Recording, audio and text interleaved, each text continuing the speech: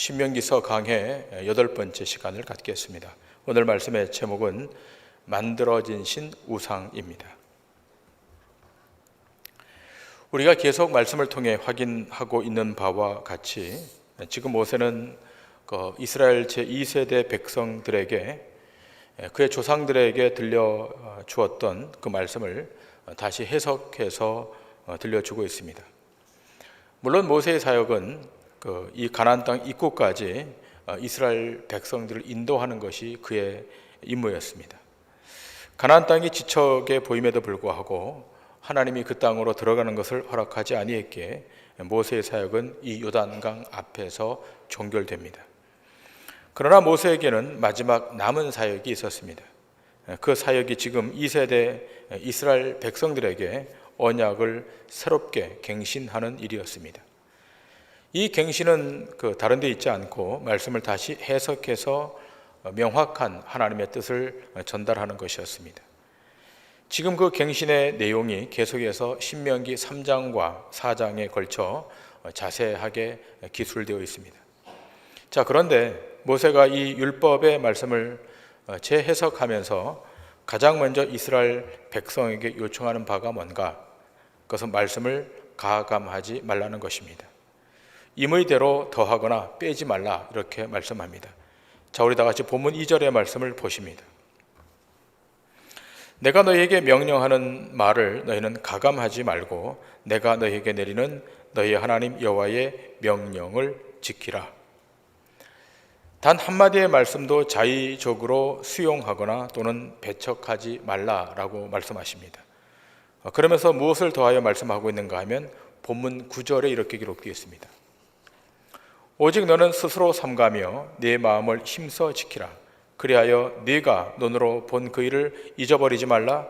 네가 생존하는 날 동안에 그 일들이 네 마음에서 떠나지 않도록 조심하라.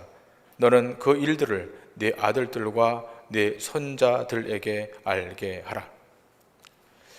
모세는 이 언약의 갱신의 중심에 네가 눈으로 본 그 일을 잊지 말라라고 말씀합니다. 뿐만 아니라 내가 생존하는 날 동안 그 일들이 내 마음에서 떠나지 않도록 조심하고 또 그 일들을 내 아들들과 내 자손들에게 알게 하라 이렇게 말씀합니다. 자, 그러면 도대체 그 눈에서 본 일을 잊지 말라고 하는 그 내용이 뭔가라고 하는 것입니다. 오늘 성경은 그것을 바알 부올의 사건이라고 말합니다. 오늘 본문 3절과 4절에 이렇게 기록되어 있습니다. 여호와께서 바알 부올의 일로 말미암아 행하신 바를 너희가 눈으로 보았거니와 바알 부올을 따른 모든 사람을 너희 하나님 여호와께서 너희 가운데서 멸망시키셨으되 오직 너희 하나님 여호와께 붙어 떠나지 않은 너희는 오늘까지 다 생존하였느니라. 자, 이 내용이 어떤 내용인가 하면 민수기 25장 1절 이하에 기록되어 있는 그런 내용입니다. 우리가 지난주에 확인했던 말씀이지만 다시 이 말씀을 보십니다. 민수기 25장 1절 이하입니다. 이스라엘이 시딤에 머물러 있더니 그 백성이 모압 여자들과 음행하기를 시작하니라. 그 여자들이 자기 신들에게 제사할 때에 이스라엘 백성을 청함에 백성이 먹고 그들의 신들에게 절함으로 이스라엘이 바알 부올에게 가담한지라. 여호와께서 이스라엘에게 진노하시니라. 여호와께서 모세에게 이르시되 백성의 수령들을 잡아 태양을 향하여 여호와 앞에 목매어 달라. 그리하면 여호와의 진노가 이스라엘에게서 떠나리라. 모세가 이스라엘 재판관들에게 이르되 너희는 각각 바알 부올에게 가담한 사람들을 죽이라 하니라. 이스라엘 자손의 온 회중이 회망문에서 울 때에 이스라엘 자손 한 사람이 모세와 온 회중의 눈앞에 미디안의 한 여인을 데리고 그의 형제에게로 온지라. 제사장 아론의 손자 엘르아살의 아들 비느하스가 보고 회중 가운데서 일어나 손에 창을 들고 그 이스라엘 남자를 따라 그의 막사에 들어가 이스라엘 남자와 그 여인의 배를 꿰뚫어서 두 사람을 죽이니 연병이 이스라엘 자손에게서 그쳤더라. 그 연병으로 죽은 자가 24,000명이었더라. 자, 이 일을 잊지 말라고 하는 것인데 이 내용이 그렇습니다. 이스라엘 백성들이 모압 여인들의 유혹에 넘어가서 바알의 신당에 절하기 시작합니다. 바알의 신당에 절할 뿐만 아니라 그들과 음행해서 결국은 바알 부올에게 복속되고 맙니다. 자, 이 범죄로 인해서 무려 2만 4천 명의 이스라엘 백성이 연병으로 죽어나갑니다. 엄청나게 많은 숫자가 이 연병으로 죽습니다. 자, 그러나 이 죽음의 자리에서 생존했던 일단의 백성들이 있었습니다. 이 2만 4천 명에 속하지 않고 살아남은 자들, 그들이 누구인가 하면 이 바알볼의 사건에 가담하지 않았던 자들입니다. 자, 지금 모세는 이 사건에 연루되지 않았던 일단의 이스라엘 백성들에게 지금 말하고 있는 것입니다. 절대로 이 사건을 잊지 말 것과 더불어 하나님께서 너에게 언약으로 주셨던 신의 산의 언약을 잊지 말라라고 말씀합니다. 잊지 않을 뿐만 아니라 내 자녀들에게 이 사실을 알게 하라는 것입니다.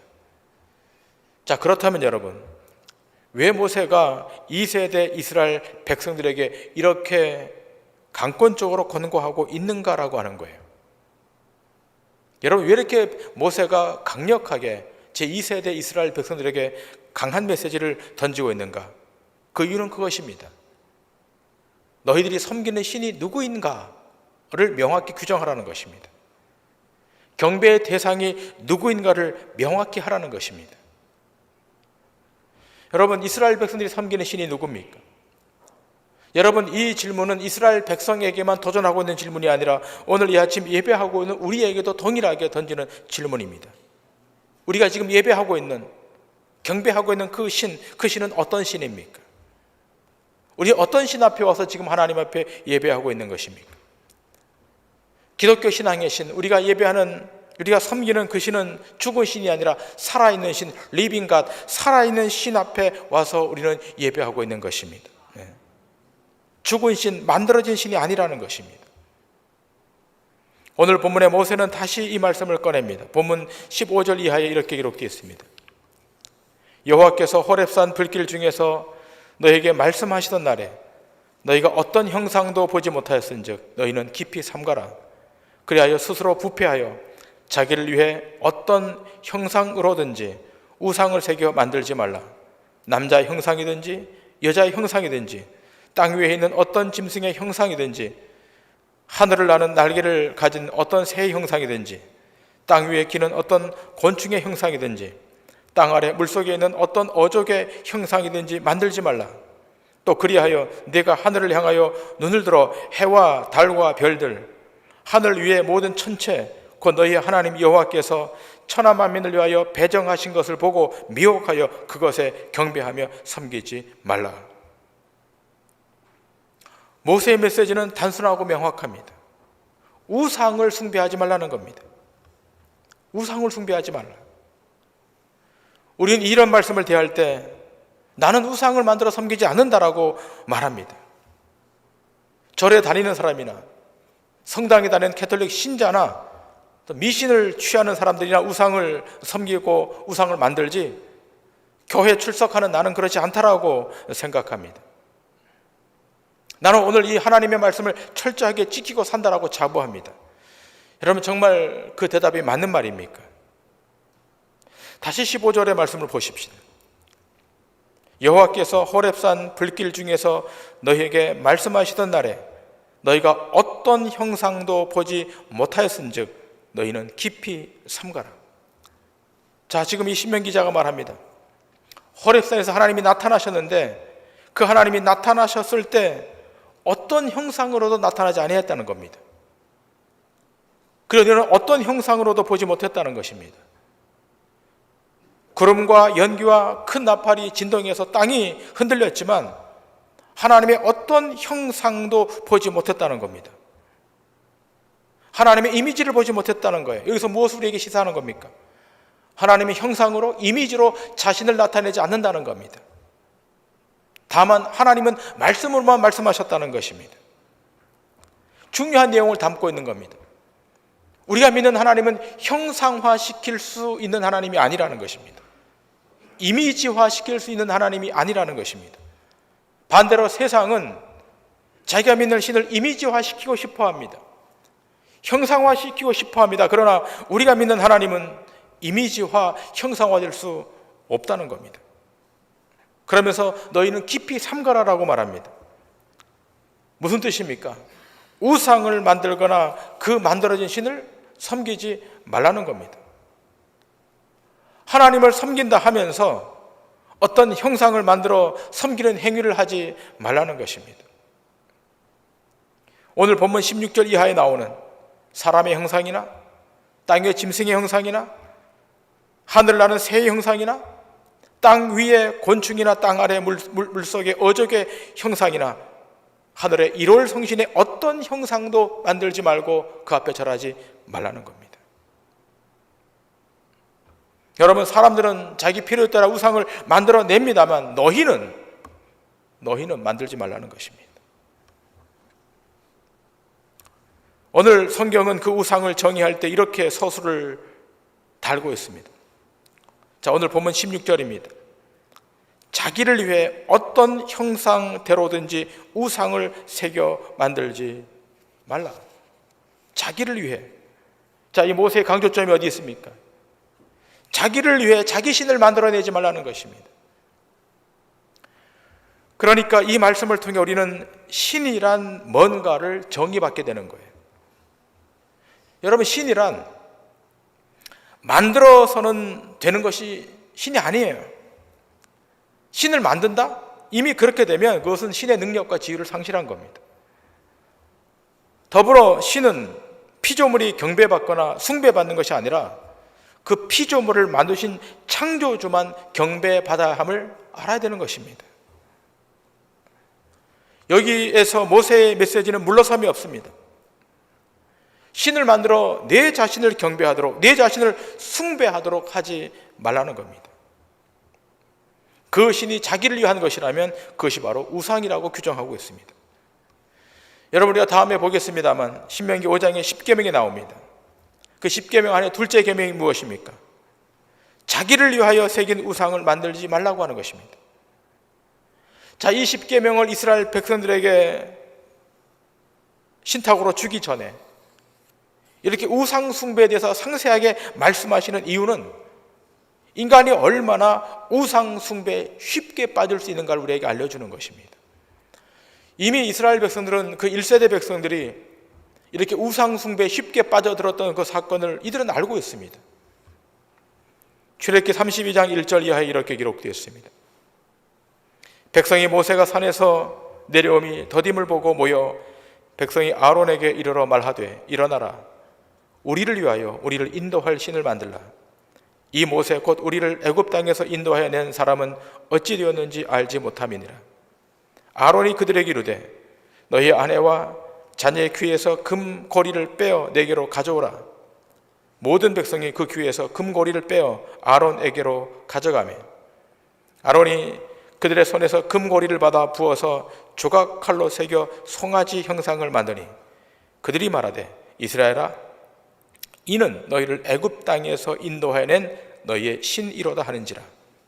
아론이 보고 그 앞에 제단을 쌓고 이에 아론이 공포하여 이르되 내일은 여호와의 절일이니라 하니 이튿날에 그들이 일찍 일어나 번제를 드리며 화목제를 드리고 백성이 앉아서 먹고 마시며 일어나서 뛰놀더라. 여호와께서 모세에게 이르시되 너는 내려가라. 네가 애굽 땅에서 인도하여 낸 네 백성이 부패하였도다. 그들이 내가 그들에게 명령한 길을 속히 떠나 자기를 위하여 송아지를 부어 만들고 그것을 예배하며 그것에게 제물을 드리며 말하기를 이스라엘아, 이는 너희를 애굽 땅에서 인도하여 낸 너희 신이라 하였도다. 자, 지금 모세가 시내산에 올라갔습니다. 하나님의 말씀을 받아 10계명을 받아오는 그 40일 동안 이 땅에서 이스라엘 백성들이 무슨 일을 한 것입니까? 우리를 인도할 신을 우리를 위해서 만들라라고 말합니다. 자, 그러자 그들의 귀에 달려있던 금고리를 다 뺍니다. 그리고 다 모읍니다. 그리고 금송아지 형상을 만듭니다. 그렇게 만들어진 그 금송아지 형상을 놓고 이들은 말합니다. 이가 우리를 애굽에서 인도하여 낸 우리의 신이라고 말하는 겁니다. 얼마나 부패한 인간의 본성입니까? 이 신이, 이 금송아지 신이 우리를 애굽에서 인도하여 낸 우리의 신이라는 겁니다. 그러면 그 전까지 인도하셨던 여호와 하나님의 신은 어떤 신입니까? 이들에게 안중이 없는 거예요. 오늘 본문에 이스라엘이 우상을 만들 때 뭐라고 합니까? 우리를 위한 신이라고 규정합니다. 이것이 바로 전형적인 우상의 숭상 숭배인 것입니다. 여러분 잘 기억하셔야 돼요. 여러분 우리가 교회에 출석해도 교회에 다녀도 나를 위해서만 교회에 다니면 그것이 우상 숭배입니다. 그럼 이렇게 반문합니다. 아니, 교회에 나오는 것이 다 나를 좋게 하려고 나오는 것이지 그렇지 않다면 교회에 왜 나옵니까? 라고 반문합니다. 물론 반문할 수 있습니다. 그러나 성경은 한치의 물러섬이 없이 다시 말합니다. 우리 자신밖에 모르는 그것을 우상 숭배라고 말합니다. 그래서 우리는 바울의 메시지를 기억해야 됩니다. 나는 비록 저주를 받아서 주님에게서 끊어질지라도 내 민족이 구원을 받을 수만 있다면 나는 저주에 처해도 좋다. 로마서 9장 3절에 이렇게 바울은 말합니다. 나의 형제 곧 권력의 친척을 위하여 내 자신이 저주를 받아 그리스도에게서 끊어질지라도 원하는 바로라. 내 권력의 친척들이 우상을 버리고 하나님께로 돌아올 수만 있다면 나는 그리스도에게서 끊어져도 원이 없다는 것입니다. 지금 하나님은 이스라엘 백성들 가운데 이런 우상 숭배자들을 다 멸절시키고 그 가운데 여호수아와 갈렙만을 남기고 그 다음 사역을 진행합니다. 그러면서 제2세대 이스라엘 백성들에게 이 출애굽의 사건을 다시 회상시킵니다. 자, 오늘 본문 20절과 21절에 이렇게 기록되어 있습니다. 여호와께서 너희를 택하시고 너희를 새 풀무불 곧 애굽에서 인도하여 내사 자기 기업의 백성을 삼으신 것이 오늘과 같아도 여호와께서 너희로 말미암아 내게 진노하사 내게 요단을 건너지 못하며 네 하나님 여호와께서 내게 기업으로 주신 그 아름다운 땅에 들어가지 못하게 하리라고 맹세하셨은즉. 자, 지금 모세는 이스라엘 백성들에게 다시 환기시킵니다. 여호와께서 너희를 택하신 이유가 뭔가라고 말씀합니다. 20절에 말합니다. 여호와께서 너희를 택하시고 너희를 새 풀무불 애굽에서 인도하여 내사 자기 기업의 백성을 삼으시는 것이 오늘과 같아도. 하나님이 이스라엘 백성을 택하신 목적은 하나님의 그것은 그 백성을 자기 기업의 백성으로 삼으시기 위해서 택하셨다는 것입니다. 놀라운 주의 은총이 임했습니다. 전능자 하나님이 이들을 택하여 하나님의 기업으로 삼으신 것, 이거 얼마나 큰 은총입니까? 오늘 이 아침 여러분이 얼마나 복된 자입니까? 왜 복된 자입니까? 하나님이 택하셔서 하나님의 자기 백성 우리를 삼아 주셨기 때문에 우리는 복 있는 자인 것입니다. 얼마나 큰 은총이에요. 자, 그런데 모세가 이렇게 말합니다. 정작 나는 그 땅에 들어가지 못할 것이라고 말합니다. 여러분, 성경은 모세가 가나안 땅에 들어가지 못하는 것을 이스라엘 백성 때문이라고 규정합니다. 여러분, 모세가 이스라엘 백성들과 더불어 2세대 백성들과 더불어 그 땅에 들어가지 못하는 이유를 제가 지난번 강의 때 말씀을 드렸습니다. 1세대 백성들은 불순종함으로 들어가지 못했지만 사실 이 모세는 하나님과 정면으로 대면해서 보았던 자입니다.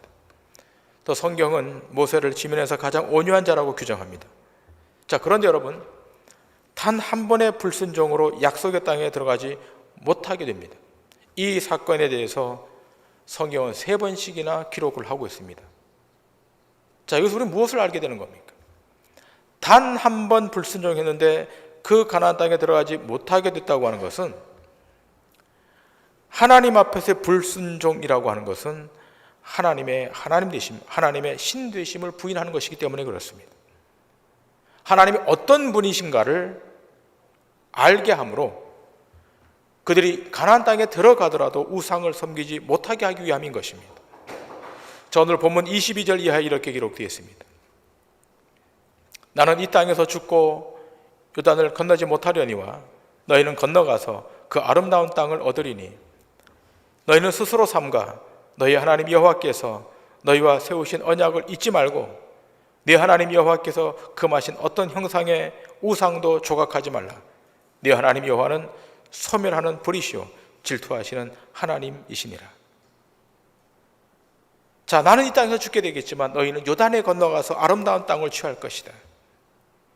그러면 너희는 스스로 삼가서 너희의 하나님 여호와와 세우신 그 언약을 절대로 잊지 말라라고 말하고 있습니다. 하나님께서 이스라엘 백성과 언약을 맺었다. 이 언약을 잊지 말라는 것입니다. 자, 그렇다면 여러분, 이 언약의 핵심이 뭘까요? 이 언약의 핵심은 딱 하나입니다. 너희는 나만 섬기게 된다는 겁니다. 너희가 나만 섬길 때 너희의 대로의 길이 열려질 것이라는 것입니다. 다른 대상은 그 안중에 없다는 겁니다. 이 언약의 가장 중심되는 핵심은 뭐냐? 너희는 나만 섬기도록 되어 있다는 겁니다. 나만 섬기게 된다는 겁니다. 만일 너희가 너희를 위해서 우상을 만들고 섬긴다면 너희는 멸절될 것이라고 하는 겁니다. 자, 오늘 본문 25절 이하는 이렇게 기록되어 있습니다. 내가 그 땅에서 아들을 낳고 손자를 얻으며 오래 살 때 만일 스스로 부패하여 무슨 형상의 우상이든지 조각하여 네 하나님 여호와 앞에 악을 행함으로 그의 노를 일으키면 내가 오늘 천지를 불러 증거를 삼노니 너희가 요단을 건너가서 얻는 땅에서 속히 망할 것이라. 너희가 거기서 너희의 날이 길지 못하고 전멸될 것이니라. 여호와께서 너희를 여러 민족 중에 흩으실 것이요 여호와께서 너희를 쫓아보내실 그 여러 민족 중에 너희의 남은 수가 많지 못할 것이며 너희는 거기서 사람의 손으로 만든 바 보지도 못하며 듣지도 못하며 먹지도 못하며 냄새도 맡지 못하는 목석의 신들을 섬기리라. 그러나 네가 거기서 네 하나님 여호와를 찾게 되리니 만일 마음을 다하고 뜻을 다하여 그를 찾으면 만나리라. 이 모든 일이 네게 임하여 환난을 당하다가 끝날에 네가 네 하나님 여호와께로 돌아와서 그의 말씀을 청종하리니 네 하나님 여호와는 자비하신 하나님이시라. 그가 너를 버리지 아니하시며 너를 멸하지 아니하시며 네 조상들에게 맹세하신 언약을 잊지 아니하시리라. 지금 말합니다. 너희가 그 땅에서 자녀를 낳고 오래 살 때 스스로 부패하여 무슨 형상의 우상을 조각하여 내 하나님 앞에 악을 행함으로 그의 노를 격발하면 너희는 다 멸할 것이라는 겁니다. 그러니까 언약을 지키라는 겁니다. 나만 섬기라는 것입니다. 나만 섬기라는 겁니다. 여러분, 이 언약의 핵심에 하나님은 나만 섬길 것을 요구하는 겁니다. 그 나만 섬기는 그 하나님은 살아있는 신입니다. 죽은 신이 아닙니다. 먹지도 못하고 마시지도 못하고 행하지도 못하는 그런 목석의 신이 아니라 나는 살아있는 전능자 하나님이라는 것입니다. 우리는 그 신 앞에 와서 오늘 이 아침 예배하고 있는 것입니다. 죽어있는 어떤 우상 앞에, 형상 앞에 와서 빌고 비는 자리가 아닌 것입니다. 지금 모세는 이 세대 백성들이 긴 역사의 시간을 통하여 행할 그 일을 내다보고 이 일을 얘기하는 것입니다. 아니나 다를까 이스라엘 백성들이 긴 역사의 시간을 지나가면서 모세가 전달했던 이 말씀을 까마득히 다 잊어버립니다. 얼마나 우상을 숭배합니까? 북이스라엘은 북이스라엘대로 우상을 숭배하고 남유다는 남유다대로 우상을 숭배합니다. 결국 BC 722년에 북이스라엘이 아수르에게 멸망을 당하고 남유다는 BC 587년에 바벨론에게 멸망을 당합니다. 그 끌려간 그 나라에서 다시 우상을 또 숭배하게 됩니다. 자, 그런데 그것이 끝이 아니라는 것입니다. 너희가 그 땅에서 그 우상을 숭배하면서 그 우상의 숭배의 허상함이 허무가 얼마나 큰가를 너희가 경험하게 될 것이라고 하는 것입니다. 여러분, 우상은요 처음에 섬길 때 매력이 있습니다. 뭔가 짜릿함으로 다가옵니다. 뭔가 육체적 만족을 채워주는 것 같습니다. 그러나 그 우상의 끝점에 뭐가 기다리고 있는가? 고독과 허무가 기다리고 있다는 것입니다. 바벨론으로 끌려갔습니다.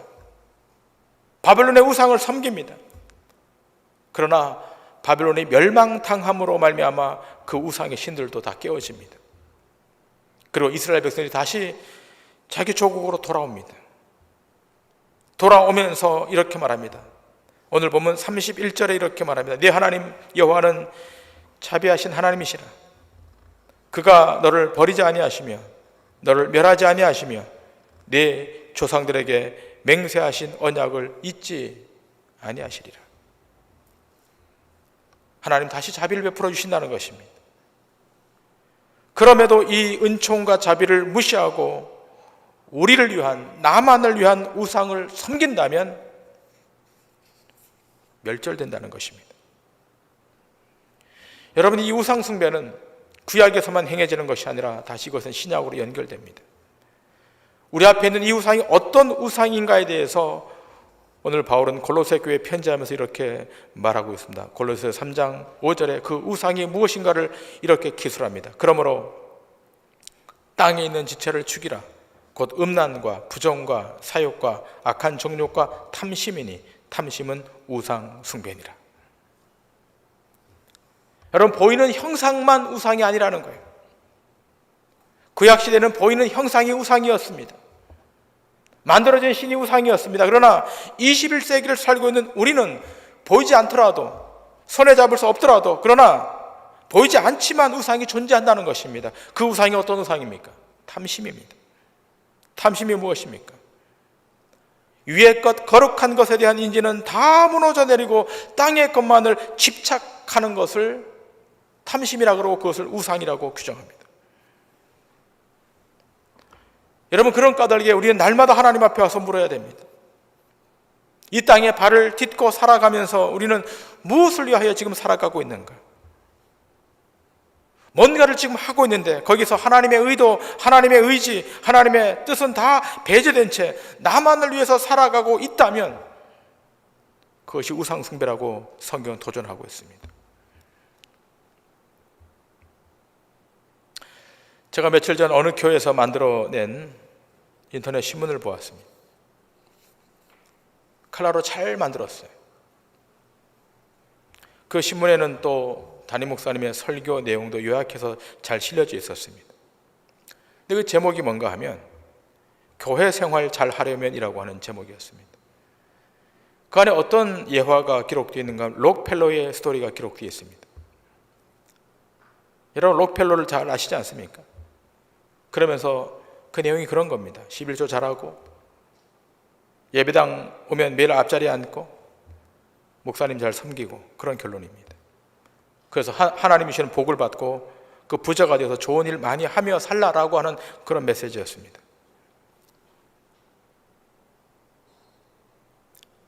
제가 이 내용을 보면서 마음이 좀 찐했습니다. 틀린 말은 아닐지 몰라도 그것은 하나님을 몰라도 너무 모르는 것입니다. 우리가 섬기는 신, 살아계신 하나님이 어떤 분인지를 인지하지 못해도 너무 인지하지 못하는 것입니다. 우리가 믿는 하나님, 우리가 경배하고 경외하는 하나님이 나의 만족과 나의 요구를 들어주시고 반응하시는 그런 알라딘의 요술램프와 같은 그런 하나님이십니까? 그렇다면 가난한 것입니다. 오늘 우리가 어떤 하나님 앞에 와서 예배하고 있는 겁니까? 우리가 마음대로 조정할 수 있는 그 하나님 앞에 와서 예배하는 것입니까? 그렇지 않습니다. 하나님은 우리의 조정의 대상이 아닙니다. 우리가 마음대로 할 수 있는 분이 아니십니다. 구원받은 신자는 하나님의 거룩한 임재 앞에 와서 하나님의 뜻을 구하고 그 하나님의 뜻 앞에 순종해야 될 자들로 이 앞에 와 있는 것입니다. 하나님은 신이십니다. 오늘 예배하는 이 공간에 하나님의 영이 임재해 계십니다. 우리가 눈으로 보지 못하고 손으로 취하지 못해 그렇지, 감각하지 못해서 그렇지, 하나님이 이 자리에 와서 지금 예배하고 계십니다. 우리의 예배를 받고 계십니다. 그 하나님이 알라딘의 요술램프와 같이 우리가 구하면 마땅히 들어주셔야 될 그런 하나님이십니까? 우리의 물욕과 우리의 탐심을 들어주셔야 될 하나님이십니까? 그렇지 않습니다. 하나님은 오늘 이 아침 우리에게 생명을 선택하라고 말하고 있습니다. 저 거룩을 향해 걸어가라고 말하고 있습니다. 너희 안에 탐심의 우상을 버리고 살아있는 신 여호와 하나님 전능자를 붙들라고 말하고 있는 것입니다. 우리가 복음을 말하고 십자가를 말하고 있으니까 나는 다르다라고 말할 수 있겠습니까? 그렇지 않다는 것을 우리 스스로 다 자인하고 있습니다. 나를 위하여 사는 그 모든 행위는 다 우상 숭배의 카테고리 안에 들어가는 거예요. 우리가 먹는 것, 마시는 것, 입는 것 중요해요. 해야 되는 행위일 거예요. 그러나 그것만으로 그친다면 그 우상 숭배입니다. 여러분 세상을 나가보세요. 여러분이 신자인지 비신자인지 어떻게 구분합니까? 똑같이 밥을 먹고 똑같이 숨을 쉬고 똑같이 학교를 가고 똑같이 직장을 가는데 여러분이 신자인지 비신자인지 어떻게 구분하는 거예요? 여러분 비신자는 탐심을 갖고 살아도 문제가 없는 거예요. 그렇게 우상을 숭배하고 살아도 관계없는 거예요. 왜죠? 그 끝은 허무고 고독이고 사망이 있기 때문에. 그러나 여러분과 저를 구원하신 그 하나님의 놀라운 구원의 역사 안에는 무엇이 있는 것입니까?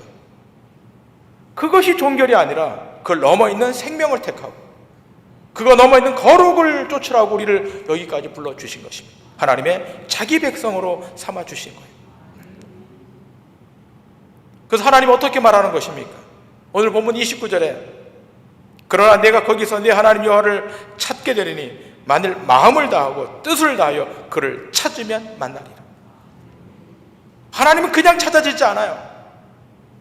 마음을 다하고 뜻을 다하고 전 인생과 전 인격을 걸고 하나님 앞에 와서 예배해야 하나님을 찾을 수 있는 거예요. 전 인격을 동원하셔야 돼요. 동도중앙교회 성도님들만큼은 주일 예배에 왔다면 마음을 다하시고 뜻을 다하시고 성품을 다하시고 인격을 다 걸고 하나님을 찾으셔야 돼요. 하나님을 찾을 때 생명이 찾아오는 거예요. 그 하나님은 스스로 존재하시는 분이에요. 인위적으로 만들어서 조작할 수 있는 신이 아니에요. 이 세상의 피조물을 절대화시키면 다 우상이 되잖아요. 이 세상에 절대화시킬 수 있는 분은 여호와 하나님 한 분밖에 없어요. 이만희 총회장이 구속됐잖아요. 피조물이 절대화될 수가 없는 거예요. 이 땅에 메시아는 없어요. 이 땅의 구원자는 오직 여호와 하나님 한 분밖에 없는 거예요.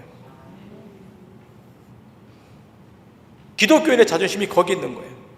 가난하게 살아도 힘들게 살아도 여호와 하나님 앞에 와 있다는 사실 때문에 우리는 세상을 넘어서는 거예요. 그런 자긍심과 그런 영적 기백이 사라져버리니까 세상이 함부로 우리한테 하는 거예요. 바울은 데살로니가 교회 성도들에게 이렇게 말합니다. 성령을 소멸하지 말며 예언을 멸시하지 말고 범사 헤아려 좋은 것을 취하고 악은 어떤 모양이라도 버리라. 평강의 하나님이 친히 너희를 온전히 거룩하게 하시고 또 너희의 온 영과 혼과 몸이 우리 주 예수 그리스도께서 강림하실 때 흠없게 보존되기를 원하노라. 악은 어떤 모양이라도 버리라는 것입니다.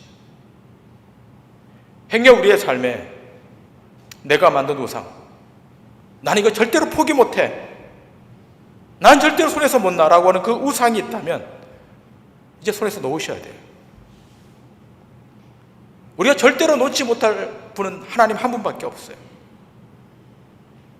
때문에 여러분의 삶에 그런 거룩한 성화의 과정이 있으므로 우리 주님이 땅에 오실 때 여러분의 몸과 영혼이 흠없이 온전하게 보존되어서 그 주님 오실 때 기쁨과 감격으로 주를 뵙는 그런 축복의 역사가 있기를 주님의 이름으로 간절히 축원합니다. 기도하시겠습니다.